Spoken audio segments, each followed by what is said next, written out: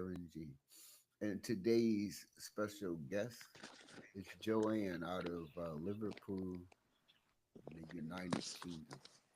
Joanne was selected as an layperson to review some ethics of a specific research and to see was the research needed and did the research follow the ethics. Now, I'll give you a little recap on the ethics. So there's this experiment, or actually Joanne can tell us about the experiment, but I'll give you a little recap. The experiment was on about 40 different men, and they went and got them out of the pubs, the bars, the clubs, the homeless people, and they paired them with women. And they violated the women's confidentiality by giving these men their contact information, phone numbers, and whatsoever. And it appeared that they violated the confidentiality, but the research is so needed. I guess they was probably testing. We don't have no background testing to see how men from the lower vibration would act with women because they, bungee jumping, touching each other, and all that kind of job. After coming out of the bar, out of the park bench, all these different areas. So we're going to let Joanne tell us about her participation in the research and what her score was when she submitted her research paper. Joanne, the floor is yours. Hello, and thanks for inviting me. It was a wonderful experience actually to read how fear is very closely connected to sexual attraction. And part of the experiment was a high adrenaline impact sport. And if you know, to follow ethics properly, I honestly, after reading what I saw, I possibly wouldn't give the experiment the go ahead. Well, I wouldn't recommend for it to go ahead. Part of ethics is to keep people safe, and it did violate. And when I say violate, it kind of was a real extreme experiment, but highly interesting as well. Hopefully, a researcher's job is to protect themselves and their participants. However, human nature is highly complex, like our brains and our bodies, needs and desires, and the results were very, very interesting. The results concluded a bit like experiment on the bridge, which was done in the 70s by Dutton, was that the people mostly in fear would actually reach out and try to connect with the attractive lady that was on the bridge. The first experiment ever done was two bridges. One was quite steady and low down, in a ravine, and the other one was a little bit shaky and a bit higher up. In the middle of those bridges was an attractive woman, kind of asking participants some questions. And at the end, her phone number was available for participants to reach out. The ones that were mostly in fear, meaning in on the higher bridge that was unstable, higher up, a bit shaky, they actually reached out the most. The, uh, the figures concluded this. The ones who seemed stable on a stable bridge and in less fear didn't feel the need to contact her afterwards. I mean, of course, she was very attractive, but they didn't feel the need. This experiment was very extreme, and I had to look at what could, should, or possibly may happen. And I concluded unpredictability from participants who were human, the heterosexuals, especially the ones who've been found in the clubs. Which is very...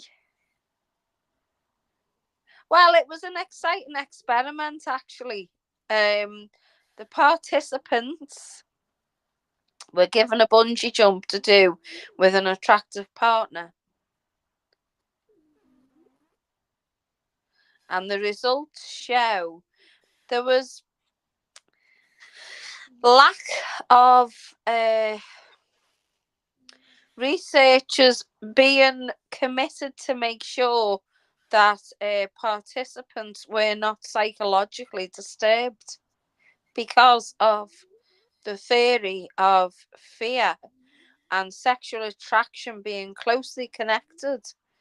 Well, it might not be real how they thought they were feeling about their partner, jump partner. And it kind of pushed the boundaries. I can't hear you. I need you to give the audience of a snippet because now you went into the lack of researchers' research into informing or being aware of their participants in the area of fear and sexuality and how they join. So, can you give the audience a snippet of the research on fear of being associated with sexuality?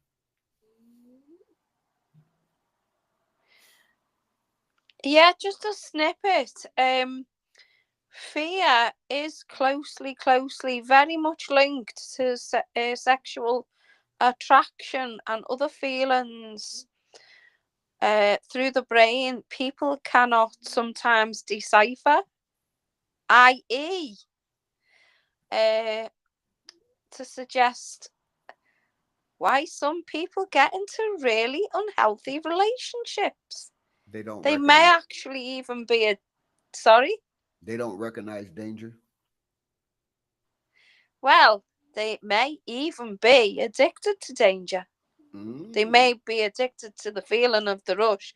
Also, they may not recognize they actually aren't even sexually attracted to that person at all. The brain's very complex. Fear, flight, and fight mode within a few, but within them is fawn as well. So The phoning, same part of the... so phoning is people pleasing, correct? Fawning is a behavior to keep oneself safe. Not necessarily a good behavior, neither. It Okay, comes from trauma mostly. thank you. Okay, so you concluded in your research that what? What did you conclude? I concluded that not only did it need to be a longitudinal study, it must be repeated, but maybe not as severe as a bungee jump. But I did conclude people can be addicted to dangerous situations. Not only a dangerous situation, but they might not be able to decipher if there's something in the brain going off saying, well, I really enjoyed this. I really enjoyed that. I feel alive and awake. Oh, let me see. I was with that lady. She must have done it. I concluded maybe people need to know about this experiment. Maybe people need to know that fear and sexual attraction, arousal, most individuals and participants in that study could not actually tell the difference. Shocking. Absolutely shocking. I remember that was reminding me. I remember me and a few individuals that I care about dearly. We were in Vegas, and one of my cousins flew in to Vegas from Florida to meet one of his brothers. And when he got there, the resort that his brother was at was across the street from the resort we was at. And he called me, he said, "Hey, cuz, I'm at such and such and such and such." And so I'm thinking I gotta go far. And I walked outside and I just started scanning my area and I said, "Hey, cuz, I'm across the street." And I seen him coming out and he said, "Well, I'm meeting my brother and his girl, right? One of his girls." And I said, "Well, we finna go meet with my people's people, but we'll come over." And we went over. And the two people who was with me, as soon as I seen the lady, right? So I used to practice occult knowledge, right? And so as soon as I seen the lady, I informed the two people I was with. I say, "Do not touch this lady, and do not let her touch you." Right? She got the heebie-jeebies, right? She in the craft, right? And the lady, "You don't know what you're talking about." And so immediately that lady's aura captured the person that was with me immediately. I pulled her to the side again and I said, "Listen, don't do that." Now, I already know how to control the situation, but to control the situation, some people would say that it would be unhealthy and disrespectful. And when we left, going to meet their people, the person immediately began to have bad energy, Joey. The person literally went into a panic attack. And all I could do was laugh, rub her back, and give her good energy and tell her, "See, I told you. You can't just be letting any." And so this study, your conclusion reminds me that some people may be addicted to danger. They want to see, right? And it's fear based, right? Any other conclusions? Okay, you turned sideways. Your Yeah, phone. sorry about that. I've had to come in on this. Uh, Okay, I'm I actually don't. charging up the phone. I also concluded if, which was really frightening, if a human being can't decipher between fear and arousal, why are they even linked? Well, it's the brain, you see, the crocodile part of the brain that tells us, to eat, run away. Well, that wasn't really working, so there's other parts of the brain that are involved. So I concluded maybe a lot of people don't know, and maybe they should know. Fear and sexual arousal at times with some people may not be able to be deciphered, So putting people at risk. yeah, so I would add to that, and the reason I think I would say the reason their God given gifts are distorted, something happen in the synopsis where it don't connect. For instance, I was doing a podcast asking people, what do you think love is? And damn near everybody got it wrong, right? So when we take a look at the true power and the essence of love, we have to we have to consider these five gifts that was given to us, and that's our senses: touch, taste, hearing, seeing, and feeling. And when they're intact, they're all indicators of where we're growing or we're not growing. And when the synapses do not connect correctly, because a arousal or a sexual encounter should not have fear attached to it. However, fear is a warning, a natural warning sign, kind of like guilt, which is a feeling. It's to warn us. However, the connection, or they say the little hairs, the synapses, is not transmitting the information correctly. Therefore, I believe this is where many forms of addiction come from, whether it be shopping, gambling, lying, stealing, uh, drinking, drugging. You know, I'm doing a podcast when my stepdaughter is in a drug and alcohol class, and I forgot I had took this class before, and I'm gonna be doing a podcast on psychedelics, right? Because look, even though this coffee that I enjoy, right, it's some organic coffee and it don't give me headaches like the other coffee, right? However, it's classified as a psychedelic. Even though I have reduced how much I smoke down to a few cigars or a couple of cigars a week now, right? It's classified as a psychedelic, right? And Mind altering substance. look, and so back to your point, is it that we don't know? I would argue that the synapses, right, has been distorted, right? They've been distorted. They've been distorted, and it prevents us from having a real conversation.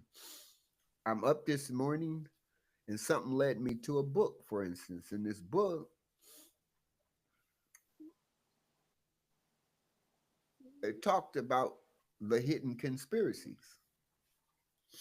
And I think before they replaced Vladimir Putin,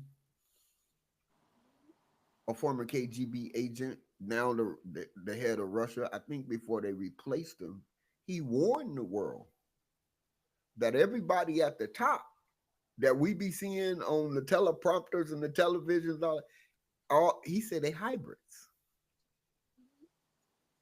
Everybody at the top, they have a script. No matter what side, the Green Party, the Red Party, the Blue Party, the Orange Party, the Democrats, the Republicans, they all won and they all got a script. Back to the research, and the script is based on fear. Yeah. So if we get too much fear, then people are forced into their fantasy and make believe. Now, if we forced in our fantasy and make believe, then we're depleting the five senses. When in reality, there's four more powerful senses. Now, I read a study the other day, and it helped me realize how I get along with more goth people than them other people. And then when I started doing the research on the goth and my ancestors, watch this. The original goth people were like my ancestors in the sense that when the Roman Empire or these empires came to us and tried to force upon us their way, we were the only ones to rebel. We had the common sense to do what was called ancestry worship. See, I know my mama, I know my daddy. Whether I like them or not, it's two different things. I knew they family members, right? So I'm connected to a lineage of something, and that's who we used to call upon. That's how we used to stay so strong. However, on each side, our ancestors and the ancestors of the Gulf, the other people created barbarianism, and they created within us another level of rebellion, and then so much rebellion, then we just submitted. So I use that example after reading that information. I was like, whoa, because I was looking at the similarities. I say, whoa. So much pressure upon the five senses, the human body finds a way to continue to cope, whether it's phoning, whether it's living in a fantasy world, or as we know, drugs and alcohol, right? All these forms, if we look at them, actually preserved us because we probably would have lost our mind and checked out a long time ago. But continue with your conclusion. And what was your grade on the paper? Did you receive your score back? I received a grade that was quite lower. And the reason it was quite lower was because I submitted it in the incorrect way. And I love feedback. I've got to work on really getting down to the Pacific, actually, of what ethics didn't really get followed to protect people. It was a controversial study. I went into the ethics that I wouldn't recommend the study to go on because, as you're saying, these sensors are and this brain damage people can have, it it actually causes chaos and confusion in participants. And they had a right to know really what the study was highly all about, and it should have been controlled a bit more. So, a note to self is taking all the tutors' feedback, not picking out the good parts, and improving to actually really go into this stuff. But however, sticking to also answering the actual question, because there's many facets, and a human being is very, very complex. But as I say, I was leaning towards looking at it from a psychological point of view. However, I could say there was a really high percentage of people contacting their jumping partner, which says it all, really, of how far we've even evolutionized ourselves, which isn't that great, to be But honest. but I would say we can even look at that, for instance, those who went after the lady, right? We can take that study a little further into people who have attachment issues, right? So it can go a little further. I fared on the side of the part of ethics where that was deceptive. And reason being, to be able to get into the mind of the researchers, I have to accept that some research is nefarious as it could be. Give you a good example. During COVID, the first 4 months of COVID, on the CDC website, guess what they said? They say prepare for the zombie apocalypse. Now, watch this. All over the world, while COVID was going on, they were bringing in foreigners all over the world, everybody's country. And along came new drugs in America, fentanyl. I don't know what fentanyl is like in you guys' country. And Elon Musk said the other day in an interview, he said most people don't realize out of the San Francisco, right outside, he said, the San Francisco SpaceX facility, he said, is a bunch of zombies. And he showed pictures of people all, I mean, like zombies. However, the CDC website, we pull it up, hold up. CDC said prepare for the zombie apocalypse. Now I'm gonna see if I can share screen. Share screen. Let me see. I don't know what screen I'm sharing. I'm sharing this one. So I'm gonna click here and put it over here. Now this was on their website. So they was talking about in America the drugs that was coming. This is on their website. Unbelievable. CDC wants you to prepare for the zombie apocalypse. Yes, you read that right. See, they serious about it. Now this gonna take us to their website.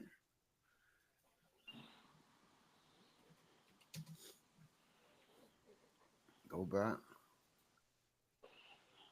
Apocalypse. Wait, zombie.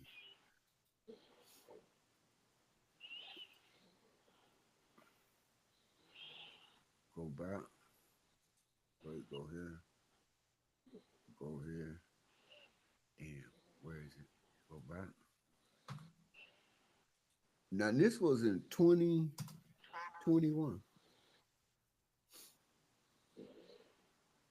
I didn't say this. They did.